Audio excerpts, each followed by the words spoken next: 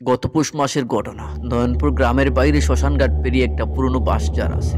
শীতের রাতে যখন কন করে ঠান্ডা বাতাস বয়, তখন বাঁশের ঘর্ষণে একটা তীক্ষ্ণ কান্নার মতো আওয়াজ হয়। গ্রামের মানুষ ওদিকে ভুল করেও যায় না। সেই রাতে প্রায় 3:30 বাজে আমি আর আমার বন্ধু একটা জরুরি কাজে ফিরছিলাম। চাঁদের আলো কুয়াশায় ঢাকা, চারদিকে ঘন অন্ধকার।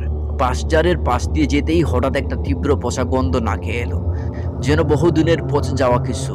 আমরা দুজন থমকে দাঁড়ালাম। দেখলাম বাঁশঝাড়ের ঠিক মাঝানে একটা ছায়ামূর্তি স্থির হয়ে দাঁড়িয়ে আছে। কুয়াশার মধ্যে তার লম্বা এলোমেলো চুলগুলো উঠছে, আর তার গায়ের রং যেন মাটির মতো। আমার বন্ধু ফিসফিস করে বলে, ওটা ও ও ওটা তো মানুষ না। হঠাৎ ছায়াটা আমাদের দিকে ফিরে তাকালো। তার মুখটা দেখা গেল না, কিন্তু মনে হলো সে যেন হাসছে। সেই মুহূর্তে বাঁশঝাড়ের ভিতর থেকে শুকনো পাতার উপর দিয়ে কিছু টেনে নিয়ে যাওয়ার শব্দ হলো। আমরা দৌড় শুরু করলাম। দৌড়ানোর সময় একবার শুধু পিছনে ফিরে তাকালাম। দেখলাম ছায়াটার দুপাশে আরো দুটো ছায়ামূর্তি রয়েছে, ধীরে ধীরে বাঁশঝাড় থেকে বেরিয়ে আসছে, আর তাদের পা নেই।